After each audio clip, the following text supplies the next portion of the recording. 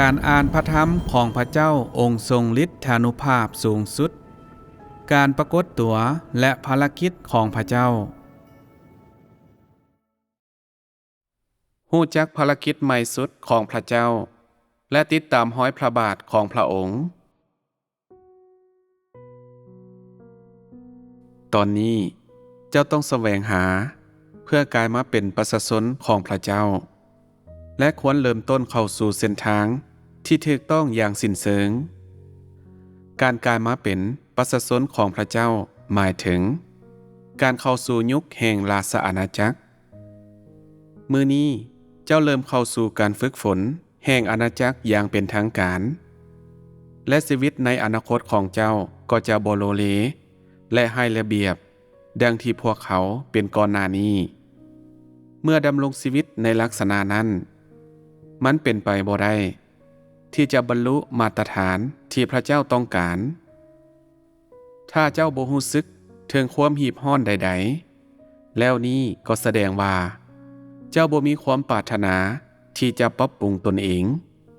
การแสวงหาของเจ้าสับสนและวุ่นวายและเจ้าบ่สามารถตอบสนองต่อเจตนาของพระเจ้าสำเร็จได้การเข้าสู่การฝึกอบรมแห่งอาณาจักรหมายถึงการเริ่มต้นชีวิตของประชาชนของพระเจ้าเจ้าเต็มใจที่จะยอมรับการฝึกฝนดังกล่าวบ่เจ้าเต็มใจที่จะรู้สึกถึงความหีบด่วนบ่เจ้าเต็มใจที่จะมีชีวิตอยู่ภายใต้ระเบียบวินัยของพระเจ้าบ่เจ้าเต็มใจที่จะมีชีวิตอยู่ภายใต้การตีสอนของพระเจ้าบ่เมื่อพระธรรมของพระเจ้ามาถึงเจ้าและทดสอบเจ้าจะเฮ็ดแนวใดเจ้าจะเฮ็ดอย่างแดเมื่อพบกับข้อแท้จริงทุกรูปแบบในอดีตความสนใจของเจ้าบ่แม่นเกี่ยวกับชีวิตมื้อนี้เจ้าต้องเข้าสู่ชีวิตความเป็นจริงและแสวงหาการเปลี่ยนแปลงในชีวิตจิตใจของเจ้านี่คือสิ่งที่ประชาชนในอาณาจักรต้องเฮ็ดให้สำเร็จทุกคนที่เป็นประชาชนของพระเจ้าต้องมีชีวิตพวกเขาต้องยอมรับการฝึกฝนแห่งอาณาจักรและแสวงหาการเปลี่ยนแปลง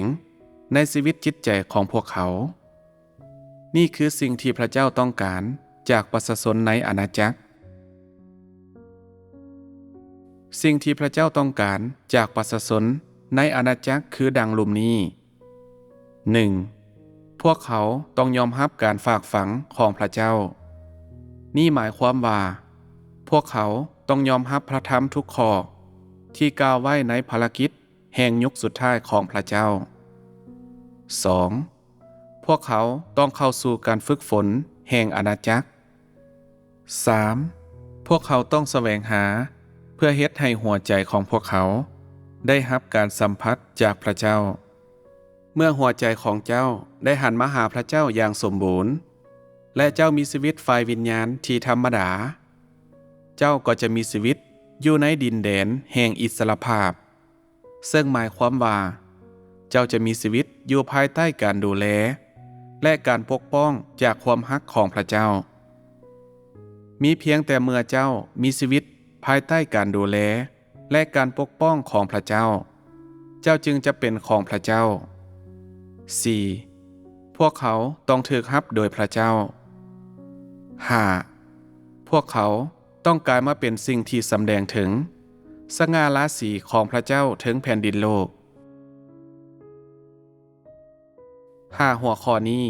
แม่นการฝากฝังของเฮาสำหรับเจ้าพระธรรมของเฮาถูกกล่าวต่อประชาชนของพระเจ้าและถ้าเจ้าบ่เต็มใจยอมรับเอาการฝากฝังเหล่านี้เฮาจะบ่บังคับเจ้าแต่ถ้าเจ้ายอมรับสิ่งเหล่านั้นอย่างแท้จริงแล้วเจ้าก็จะสามารถปฏิบัติตามความประสงค์ของพระเจ้าได้ในปัจจุบันเจ้าเริ่มยอมรับการฝากฝังของพระเจ้าและแสวงหาเพื่อกลายเป็นประชาชนของอาณาจักรและบรรลุตามมาตรฐานที่จำเป็นสำหรับประชาชนในอาณาจักรนี่คือบาทก้าวทำอิฐของทางเข้า ถ้าเจ้าปรารถนาปฏิบัติตามความประสงค์ของพระเจ้าอย่างสมบูรณ์แล้วเจ้าต้องยอมรับการฝากฝังทั้ง5เหล่านี้และถ้าเจ้าสามารถเฮ็ด5ข้อนั้นให้สำเร็จได้เจ้าก็จะสอดคล้องกับเจตนาของพระเจ้าและพระเจ้าจะใส่เจ้าให้เกิดประโยชน์อย่างยิ่งใหญ่แน่นอนสิ่งที่สำคัญในปัจจุบันคือการเข้าสู่การฝึกฝนแห่งอาณาจักรการเข้าสู่การฝึกฝนแห่งอาณาจักรเกี่ยวพันกับชีวิตทางฝ่ายวิญญาณที่ผ่านมาแม้นบ่มีการสนทนาเกี่ยวกับชีวิตฝ่ายวิญญาณแต่ในปัจจุบันเมื่อเจ้าเริ่มเข้าสู่การฝึกฝนแห่งอาณาจักรเจ้าก็เข้าสู่ชีวิตฝ่ายวิญญาณอย่างเป็นทางการชีวิตฝ่ายวิญญาณแม่นชีวิตแบบใดชีวิตฝ่ายวิญญาณแม่นชีวิตที่หัวใจของเจ้าได้หันมาหาพระเจ้าอย่างสมบูรณ์และสามารถใส่ใจกับความฮักของพระเจ้ามันเป็นชีวิตที่เจ้าดำรงชีวิตอยู่ในพระธรรมของพระเจ้าและบ่มีสิ่งใดสามารถครอบครองหัวใจของเจ้าและเจ้าสามารถเข้าใจถึงเจตนาของพระเจ้าในปัจจุบันและถูกนำพาโดยแสงสว่างแห่งพระวิญญาณบริสุทธิ์ในปัจจุบันเพื่อเฮ็ดหน้าที่ของเจ้าชีวิตดังกล่าวระหว่างมนุษย์และพระเจ้าแม่นชีวิตฝ่ายวิญญาณถ้าเจ้าบ่สามารถปฏิบัติตามแสงสว่างของปัจจุบันแล้วความสัมพันธ์ของเจ้ากับพระเจ้าก็จะเกิดมีความห่างเหินกันขึ้นมันอาจถึงกับแตกหักและเจ้าจะบ่มีชีวิตฝ่ายวิญญาณที่ธรรมดาความสัมพันธ์ที่เป็นปกติกับพระเจ้าถูกสร้างขึ้นบนพื้นฐานของการยอมรับเอาพระธรรมของพระเจ้าในปัจจุบันเจ้ามีชีวิตฝ่ายวิญญาณที่ธรรมดาบ่เจ้ามีความสัมพันธ์กับพระเจ้าอย่างเป็นปกติบ่เจ้าเป็นคนที่ปฏิบัติตามภารกิจของพระวิญญาณบริสุทธิ์บ่ถ้าเจ้าสามารถติดตามแสงสว่างของพระวิญญาณบริสุทธิ์ในปัจจุบัน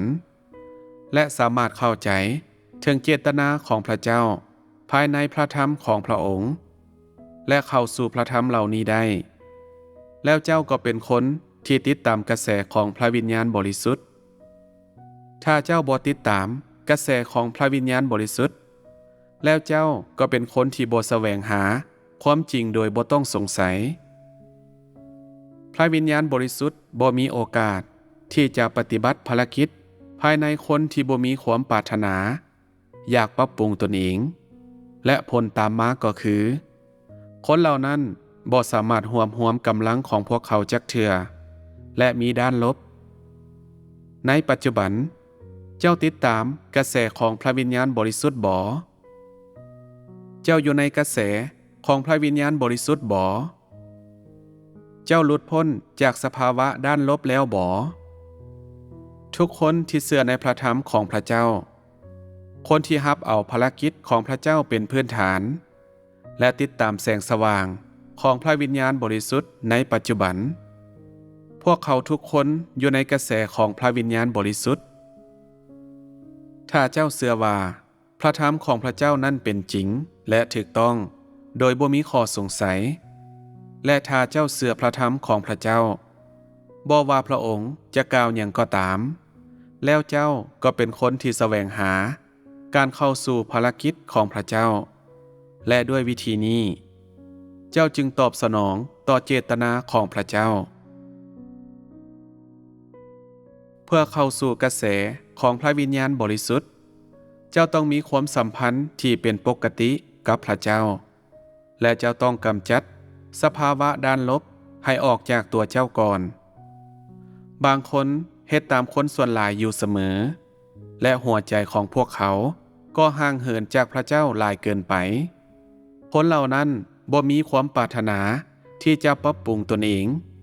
และมาตรฐานที่พวกเขาแสวงหาก็ต่ำเกินไปมีเพียงแต่การแสวงหา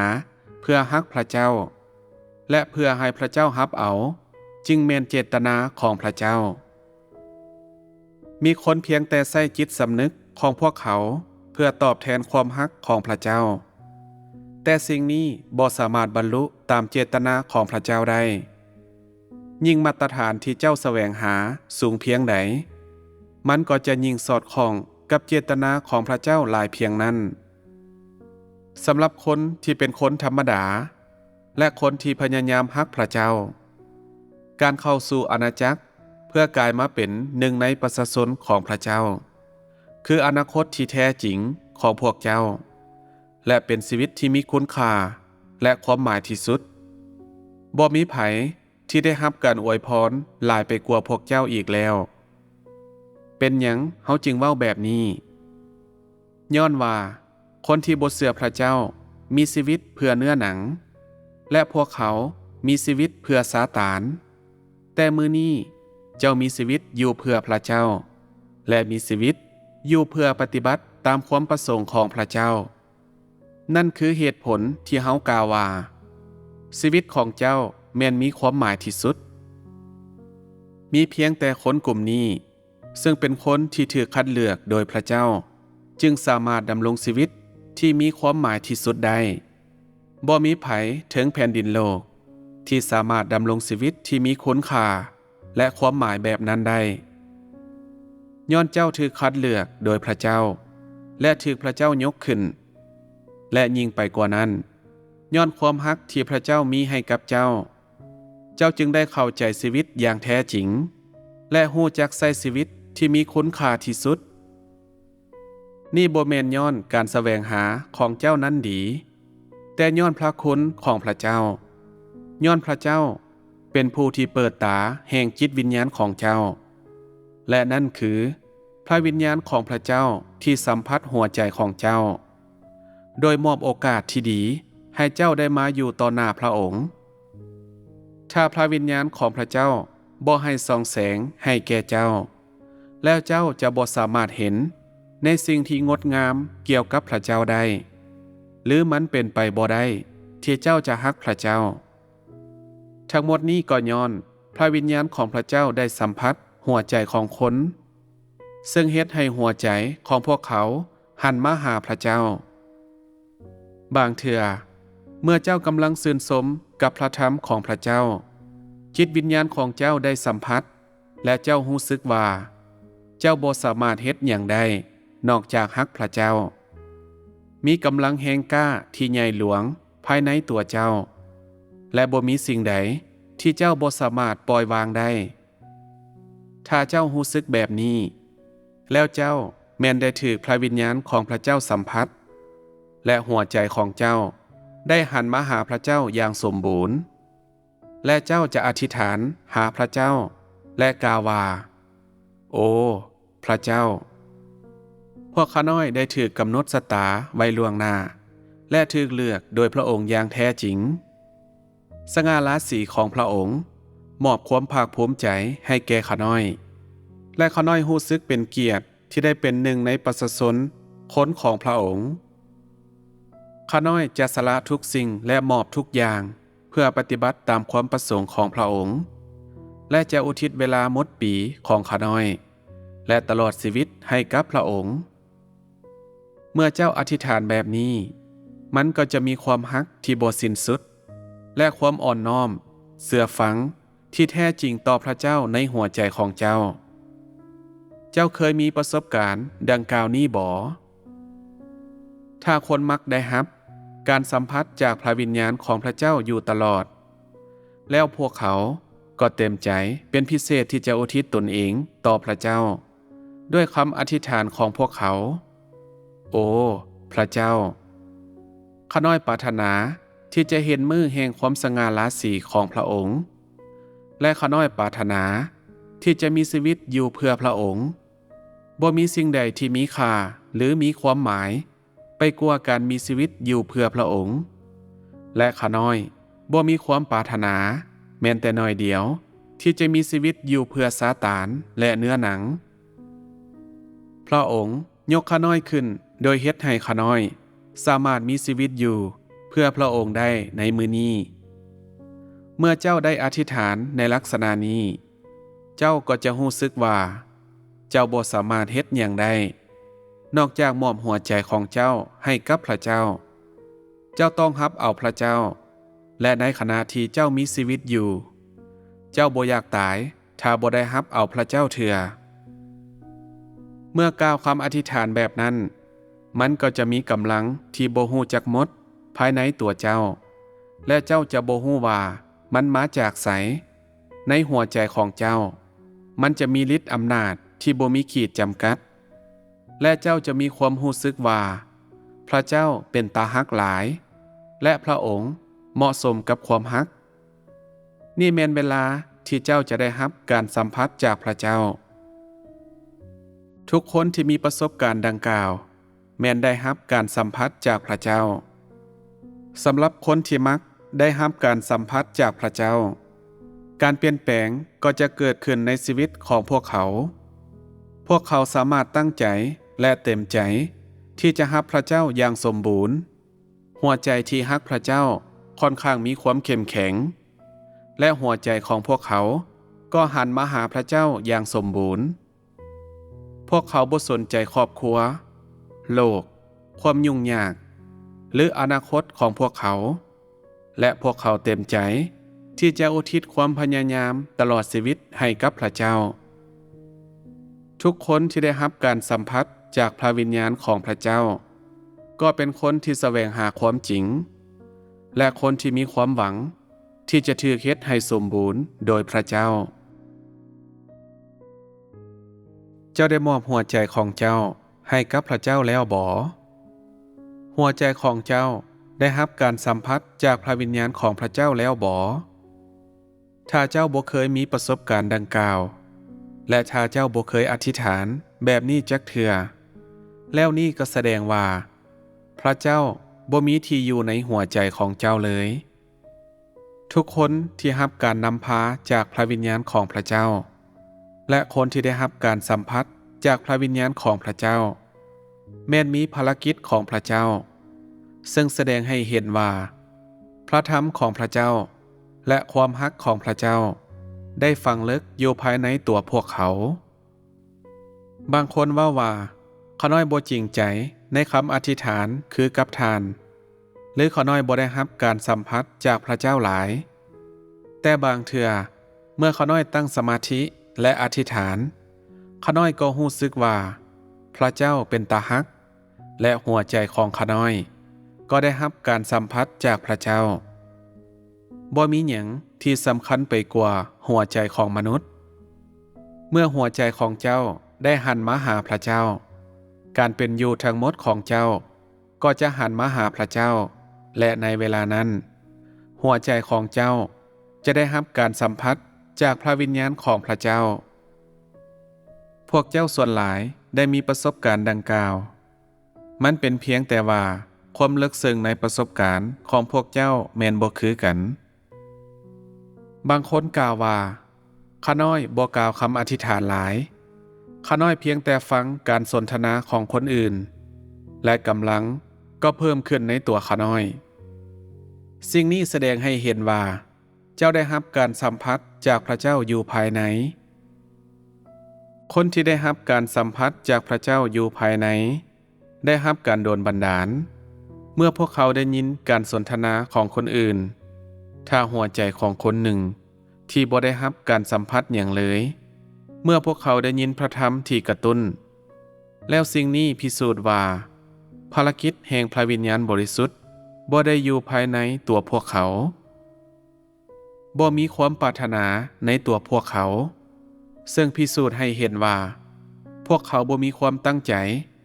และด้วยเหตุนั้นพวกเขาก็ปราศจากภารกิจของพระวิญญาณบริสุทธิ์ถ้าคนใดได้รับการสัมผัสจากพระเจ้าพวกเขาก็จะมีปฏิกิริยาเมื่อพวกเขาได้ยินพระธรรมของพระเจ้า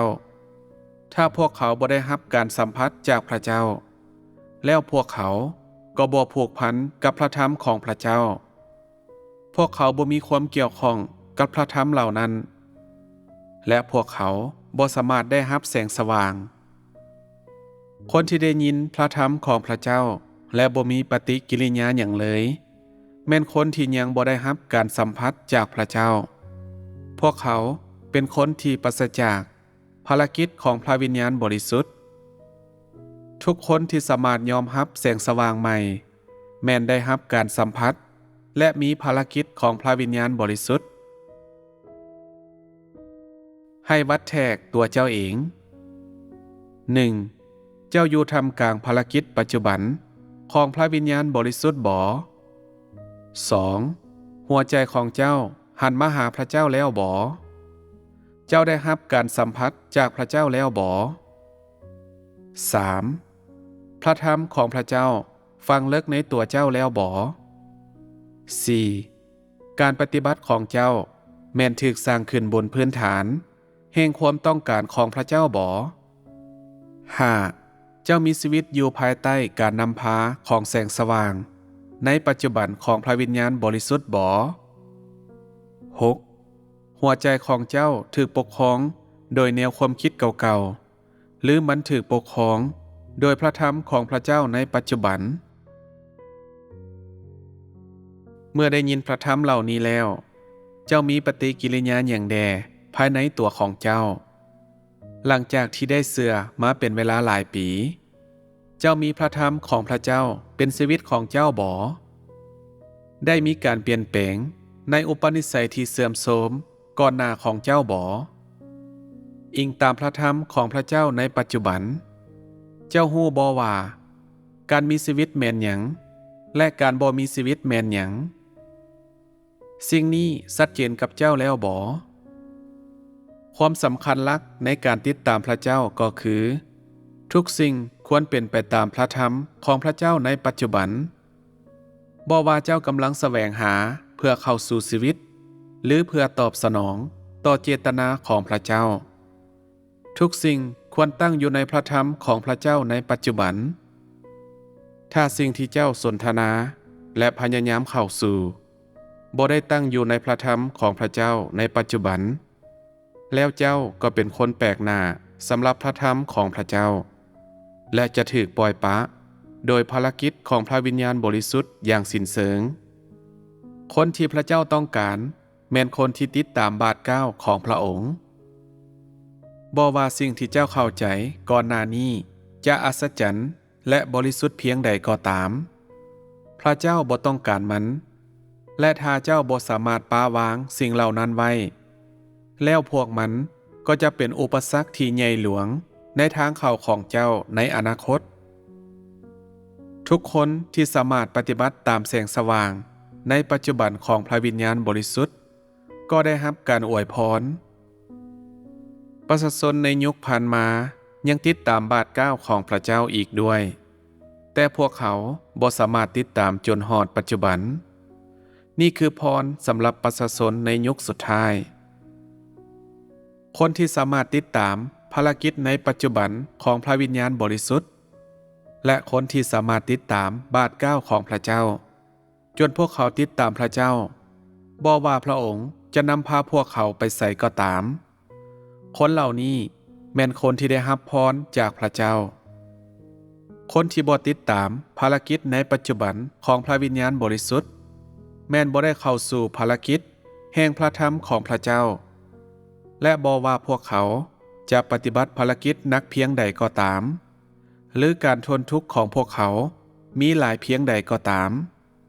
หรือพวกเขาดิ้นรนหลายเพียงใดก็ตามบ่มีสิ่งใดที่มีความหมายต่อพระเจ้าเลย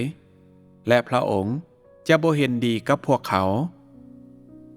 ในปัจจุบันทุกคนที่ติดตามพระธรรมของพระเจ้าในปัจจุบัน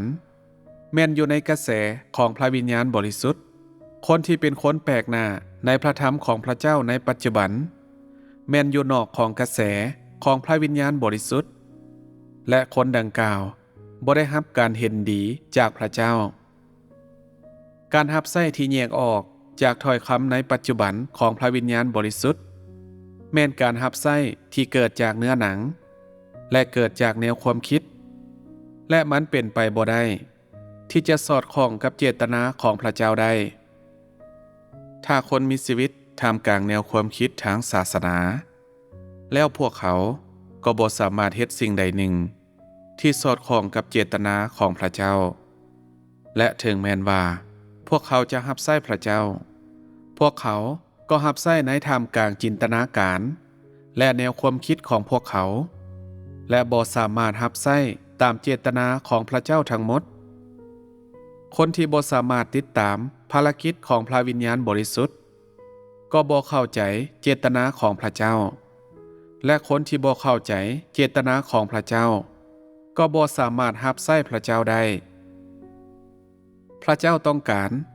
หับไส้ที่สอดคล้องกับเจตนาของพระองค์พระองค์บ่ต้องการหับไส้ที่เกิดจากแนวความคิดและเนื้อหนังถ้าคนบ่สามารถติดตามบาท9ในภารกิจของพระวิญญาณบริสุทธิ์ได้แล้วพวกเขาก็มีชีวิตอยู่ท่ามกลางแนวคิดต่างๆการหับไส้ของคนดังกล่าวขัดขวางและรบกวนและการหับไส้ดังกล่าวอยู่กงกันข้ามกับพระเจ้าฉะนั้นคนที่บ่สามารถติดตามบาท9ของพระเจ้าบ่สามารถหับไส้พระเจ้าได้คนที่บ่สามารถติดตามบาท9ของพระเจ้าก็ต่อต้านพระเจ้าอย่างแน่นอนและบ่สามารถเข้ากันกับพระเจ้าได้การติดตามภารกิจของพระวิญญาณบริสุทธิ์หมายถึงการเข้าใจเจตนาของพระเจ้าในปัจจุบันการที่สามารถปฏิบัติตามความต้องการในปัจจุบันของพระเจ้ามีความสามารถในการอ่อนน้อมและติดตามพระเจ้าในปัจจุบันและเข้าสู่ตามถ้อยคำล่าสุดที่พระเจ้ากล่าวมีเพียงแต่ด้วยวิธีนี้เท่านั้นคนนั้นจึงติดตามภารกิจของพระวิญญาณบริสุทธิ์และอยู่ในกระแสของพระวิญญาณบริสุทธิ์คนดังกล่าวบ่เพียงแต่สามารถรับเอาการยกย่องของพระเจ้าและการพบเห็นพระเจ้าแต่ยังสามารถรู้จักอุปนิสัยของพระเจ้าจากภารกิจล่าสุดของพระองค์และสามารถรู้จักแนวคิดและความกบฏของมนุษย์และธรรมศาสตร์และแกนแท้ของมนุษย์จากภารกิจล่าสุดของพระองค์ยิ่งไปกว่านั้นพวกเขาสามารถบรรลุการเปลี่ยนแปลงเทอละหน่อยในอุปนิสัยของพวกเขาในระหว่างการหับไส้ของพวกเขามีเพียงแต่คนแบบนี้เท่านั้นจึงเป็นคนที่สามารถหับพระเจ้าและคนที่ค้นพบหนทางที่แท้จริงอย่างถูกต้องคนที่ถูกกำจัดโดยภารกิจของพระวิญญาณแม่นคนที่บ่สามารถติดตามภารกิจล่าสุดของพระเจ้าได้และคนที่กบฏต่อภารกิจล่าสุดของพระเจ้าเหตุผลที่คนดังกล่าวต่อต้านพระเจ้าอย่างเปิดเผยก็ย้อนพระเจ้าได้สำเร็จภารกิจใหม่และย้อนภาพลักษณ์ของพระเจ้าบ่คือกันกับสิ่งที่อยู่ในแนวความคิดของพวกเขาซึ่งผลตามมาของสิ่งนี้ก็คือพวกเขาต่อต้านพระเจ้าอย่างเปิดเผยและตัดสินพระองค์ซึ่งส่งผลให้พระเจ้าเกลียดชังพวกเขาการมีความรู้เกี่ยวกับภารกิจล่าสุดของพระเจ้าบ่แม่นเรื่องง่ายแต่ถ้าคนมีจิตใจที่จะอ่อนน้อมต่อภารกิจของพระเจ้าและแสวงหาภารกิจของพระเจ้าแล้วพวกเขาก็จะมีโอกาสที่จะเห็นพระเจ้าและจะมีโอกาสได้รับการนำพาใหม่ล่าสุดจากพระวิญญาณบริสุทธิ์คนที่ต่อต้านภารกิจของพระเจ้าโดยเจตนาบ่สามารถรับแสงสว่างจากพระวิญญาณบริสุทธิ์หรือการนำพาจากพระเจ้าได้ด้วยเหตุนี้บ่ว่าคนจะสามารถรับภารกิจล่าสุดของพระเจ้าหรือบ่แม่นขึ้นอยู่กับพระคุณของพระเจ้ามันขึ้นอยู่กับการแสวงหาของพวกเขาและมันขึ้นอยู่กับเจตนาของพวกเขาทุกคนที่สามารถอ่อนน้อมต่อถ้อยคำในปัจจุบันของพระวิญญาณบริสุทธิ์ก็ได้รับการอวยพรมันบ่เกี่ยวกับว่าพวกเขาเคยเป็นแนวใดหรือพระวิญญาณบริสุทธิ์เคยเฮ็ดภารกิจภายในตัวพวกเขาแนวใดคนที่ได้รับภารกิจล่าสุดแม้นได้รับพรหลายที่สุดและคนที่บ่สามารถติดตามภารกิจล่าสุดในปัจจุบันแม้นถูกกำจัดพระเจ้าต้องการคนที่สามารถยอมรับแสงสว่างใหม่และพระองค์ต้องการคนที่ยอมรับและรู้จักภารกิจล่าสุดของพระองค์เป็นหยังจึงมีการว่าเจ้าต้องเป็นหญิงสาวบริสุทธิ์ ที่รักษาพรหมจรรย์หญิงสาวบริสุทธิ์ที่รักษาพรหมจรรย์สามารถแสวงหาภารกิจของพระวิญญาณบริสุทธิ์และเข้าใจสิ่งใหม่ๆและยิ่งไปกว่านั้นแม้นสามารถปาวางแนวคิดเก่าๆออกไปและอ่อนน้อมต่อภารกิจของพระเจ้าในปัจจุบันคนกลุ่มนี้ที่ยอมรับภารกิจใหม่สุดในปัจจุบันแม้นถือกำหนดล่วงหน้าโดยพระเจ้าก่อนยุคต่างๆและเป็นคนที่จะได้รับพรหลายที่สุดพวกเจ้าได้ยินเสียงของพระเจ้าโดยกงและเบิ่งเห็นการปรากฏของพระเจ้าและด้วยเหตุนั้นทั่วทั้งสวรรค์และแผ่นดินโลกและทั่วยุคต่างๆบ่มีไผได้รับพรหลายกว่าพวกเจ้าที่เป็นคนกลุ่มนี้ทั้งหมดนี้แม่นย้อนภารกิจของพระเจ้าย้อนการกำหนดล่วงหน้าและการคัดเลือกของพระเจ้าและย้อนพระคุณของพระเจ้าถ้าพระเจ้าบ่เว้าและกล่าวพระธรรมของพระองค์สภาพการของพวกเจ้าจะเป็นคือดังที่เป็นอยู่ในปัจจุบันนี้บ่ด้วยเหตุนั้นขอให้สง่าราศีและคำสรรเสริญทั้งหมดเป็นของพระเจ้าพอทุกสิ่งทุกอย่างเกิดขึ้นย้อนพระเจ้ายกเจ้าขึ้นเมื่อคิดหาสิ่งเหล่านี้แล้วเจ้ายังจะมีด้านลบอยู่อีกบ่กำลังของเจ้ายังจะบ่สามารถเพิ่มขึ้นบ่การที่เจ้าสามารถยอมรับการพิพากษาการตีสอนการเคี่ยนตีและการล่อหลอมจากพระธรรมของพระเจ้าและยิ่งไปกว่านั้นก็คือการที่เจ้าสามารถรับการฝากฝังของพระเจ้าแม้นถือกำหนดไว้ล่วงหน้าโดยพระเจ้าก่อนที่ยุคต่างๆจะเริ่มขึ้นและด้วยเหตุนั้นเจ้าบ่ต้องกังวลเกินไปเมื่อเจ้าถูกตีสอนบ่มีไผสามารถนำภารกิจที่ถูกเฮ็ดให้สำเร็จในตัวเจ้าและพรที่ได้มอบให้กับเจ้าไปใส่ได้และบ่มีไผสามารถนำทุกสิ่งที่ได้มอบให้กับเจ้านั้นไปใส่ได้คนที่เข่งศาสนาบ่มีทางเทียบกับเจ้าได้เจ้าบ่มีความเชี่ยวชาญหลายในพระคัมภีร์และบ่ประกอบมีความรู้เกี่ยวกับทฤษฎีทางศาสนาแต่ย้อนพระเจ้าได้ปฏิบัติภารกิจในตัวเจ้าจึงได้รับหลายกว่าคนอื่นๆในยุคทั้งหมดและดังนั้นนี่คือพรที่ยิ่งใหญ่ที่สุดของเจ้าย้อนสิ่งนี้เจ้าจึงต้องอุทิศตนให้กับพระเจ้าหลายขึ้นกว่าเก่าและถึงกับจงรักภักดีกับพระเจ้าหลายขึ้นย้อนพระเจ้ายกเจ้าขึ้นเจ้าจึงต้องเพิ่มความพยายามของเจ้าและต้องเกียมพร้อมวุฒิภาวะของเจ้าเพื่อยอมรับการฝากฝังจากพระเจ้าต้องยึดมั่นในบอนที่พระเจ้าได้มอบให้กับเจ้าแสวงหาเพื่อกลายเป็นหนึ่งในประชาชนของพระเจ้ายอมรับการฝึกฝนแห่งอาณาจักรถูกพระเจ้ารับเอาและกลายมาเป็นพยานที่มีสง่าราศีให้กับพระเจ้าในที่สุดเจ้ามีความตั้งใจเหล่านี้บ่ถ้าเจ้ามีความตั้งใจเหล่านั้นแล้วเจ้าก็จะถูกรับเอาโดยพระเจ้าในที่สุดอย่างแน่นอนและจะกลายมาเป็นพยานที่มีสง่าราศีให้กับพระเจ้าควรเข้าใจว่าการฝากฝังรักก็คือการถูกรับเอาโดยพระเจ้าและการเป็นพยานที่มีสง่าราศีต่อพระเจ้านี่คือเจตนาของพระเจ้าพระธรรมของพระวิญญาณบริสุทธิ์ในปัจจุบันแม่นพลังในภารกิจของพระวิญญาณบริสุทธิ์และแสงสว่างที่ต่อเนื่องของพระวิญญาณบริสุทธิ์ต่อมนุษย์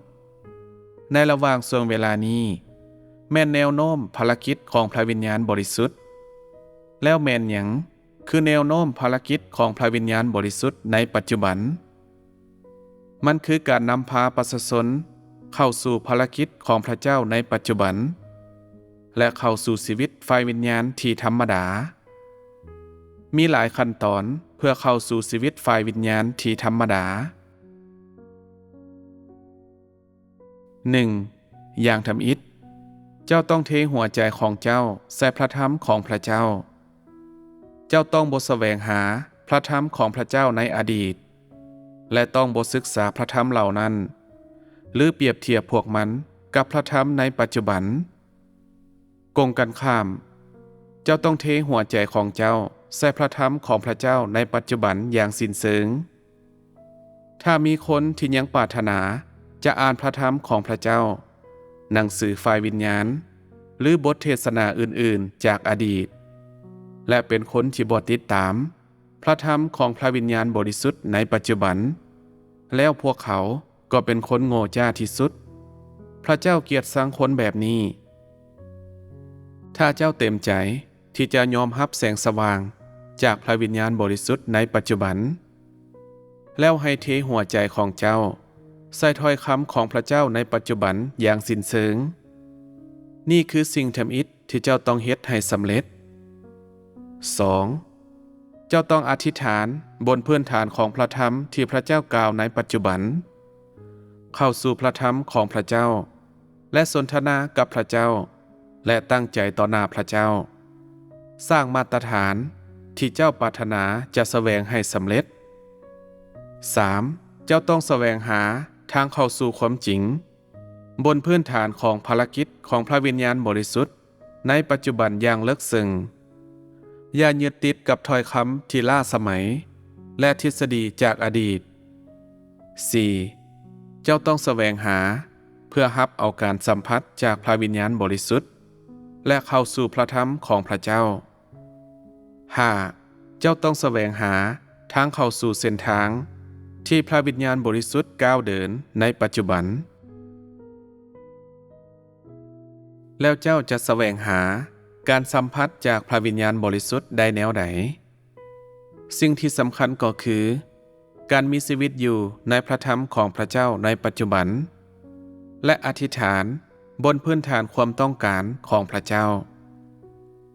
เมื่อได้อธิษฐานในลักษณะนี้พระวิญญาณบริสุทธิ์ก็จะสัมผัสเจ้าอย่างแน่นอนถ้าเจ้าบ่แสวงหา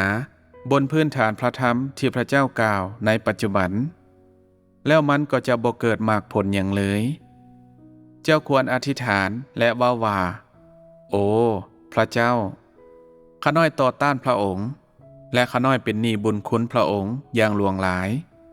ข้าน้อยกบฏหลายและบ่เคยเฮ็ดให้พระองค์พอใจโอ้พระเจ้าข้าน้อยปรารถนาให้พระองค์ช่วยข้าน้อยให้รอดพ้นข้าน้อยปรารถนารับใช้พระองค์จนถึงที่สุดข้าน้อยปรารถนาที่จะตายเพื่อพระองค์พระองค์ตัดสินข้าน้อยและตีสอนข้าน้อยและข้าน้อยบ่มีคำต่อว่าใดๆข้าน้อยต่อต้านพระองค์และข้าน้อยสมควรตายเพื่อว่าทุกคนอาจเห็นอุปนิสัยอันเที่ยงธรรมของพระองค์ในความตายของข้าน้อยเมื่อเจ้าอธิษฐานจากหัวใจของเจ้าในลักษณะนี้พระเจ้าจะได้ยินเจ้าและจะนำพาเจ้าถ้าเจ้าบ่อธิษฐานบนพื้นฐานพระธรรมของพระวิญญาณบริสุทธิ์ในปัจจุบันมันก็เป็นไปบ่ได้ที่พระวิญญาณบริสุทธิ์จะสัมผัสเจ้าถ้าเจ้าอธิษฐานตามเจตนาของพระองค์และตามสิ่งที่พระเจ้าปรารถนาอยากเฮ็ดในปัจจุบันเจ้าจะว่าโอ้พระเจ้าข้าน้อยปรารถนาที่จะยอมรับการฝากฝังของพระองค์และซื่อสัตย์กับการฝากฝังของพระองค์และข้าน้อยเต็มใจที่จะอุทิศชีวิตทั้งหมดของข้าน้อยเพื่อสง่าราศีของพระเจ้าเพื่อว่าทุกสิ่งที่ข้าน้อยเฮ็ดจะสามารถบรรลุตามมาตรฐานของประชาชนของพระเจ้าขอให้หัวใจของข้าน้อยได้รับการสัมผัสจากพระองค์ข้าน้อยปรารถนาให้พระวิญญาณของพระองค์ให้ส่องแสงสว่างให้แก่ตัวข้าน้อยเฮ็ดให้สิ่งที่ข้าน้อยเฮ็ดทั้งหมดนำความอับอายไปสู่ซาตานเพื่อในที่สุดข้าน้อยจะถูกรับเอาโดยพระองค์ถ้าเจ้าอธิษฐานในลักษณะนี้ในลักษณะที่เน้นใส่เจตนาของพระเจ้า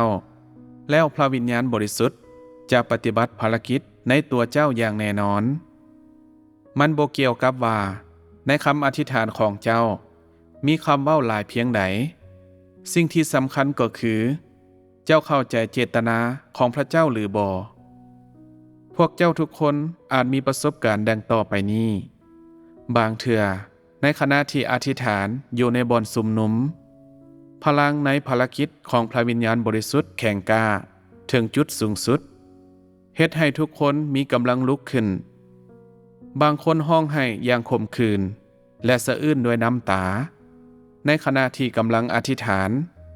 มีความสำนึกผิดต่อหน้าพระเจ้าและบางคนแสดงความตั้งใจของพวกเขาและกล่าวคำมั่นสัญญาสิ่งดังกล่าวแม่นผลได้รับจากภารกิจของพระวิญญาณบริสุทธิ์ในมื้อนี้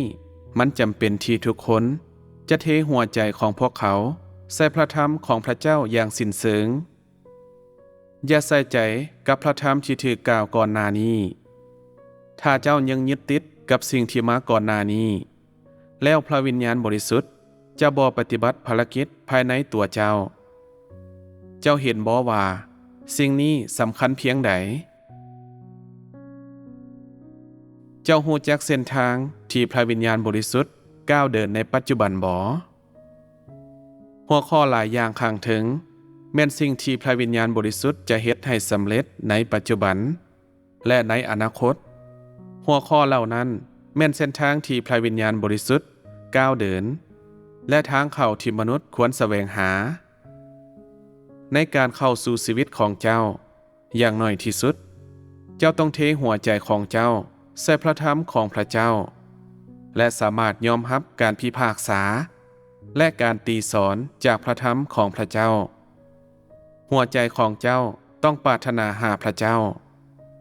ต้องแสวงหาทางเข้าสู่ความจริงที่ลึกซึ้งและจุดประสงค์ที่พระเจ้าต้องการเมื่อเจ้ามีกำลังนี้แล้วมันก็แสดงให้เห็นว่าเจ้าได้รับการสัมผัสโดยพระเจ้าและหัวใจของเจ้าก็เริ่มหันมาหาพระเจ้าแล้วขั้นตอนทำอิฐของการเข้าสู่ชีวิตคือการเทหัวใจของเจ้าใส่พระธรรมของพระเจ้าอย่างสมบูรณ์และขั้นตอนที่สองคือการยอมรับการสัมผัสจากพระวิญญาณบริสุทธิ์แม่นหยังคือผลที่จะได้รับจากการยอมรับการสัมผัสจากพระวิญญาณบริสุทธิ์มันคือความสามารถที่จะปรารถนาแสวงหาและค้นหาความจริงที่ลึกซึ้งยิ่งขึ้นและความสามารถที่จะร่วมมือกับพระเจ้าในลักษณะที่ดีในปัจจุบันเจ้าร่วมมือกับพระเจ้าซึ่งหมายความว่ามีจุดประสงค์ในการแสวงหาของเจ้าคำอธิษฐานของเจ้าและการสนทนาของเจ้าเกี่ยวกับพระธรรมของพระเจ้าและเจ้าปฏิบัติหน้าที่ของเจ้าโดยสอดคล้องกับความต้องการของพระเจ้ามีเพียงแต่สิ่งนี้จึงเป็นการร่วมมือกับพระเจ้าถ้าเจ้าเพียงแต่เว้าถึงการปล่อยให้พระเจ้าเฮ็ดแต่บ่ได้ลงมือปฏิบัติหรืออธิษฐานหรือแสวงหาแล้วสิ่งนี้จะสามารถเป็นการร่วมมือบ่ถ้าเจ้าบ่มีการร่วมมือใดๆในตัวเจ้าและปราศจากการฝึกฝนสำหรับทางเข้าที่มีจุดประสงค์แล้วเจ้าก็บ่ได้ให้ความร่วมมือบางคนกล่าวว่าทุกสิ่งขึ้นอยู่กับการกำหนดไว้ล่วงหน้าของพระเจ้านั่นคือพระเจ้าเฮ็ดทุกสิ่งด้วยพระองค์เอง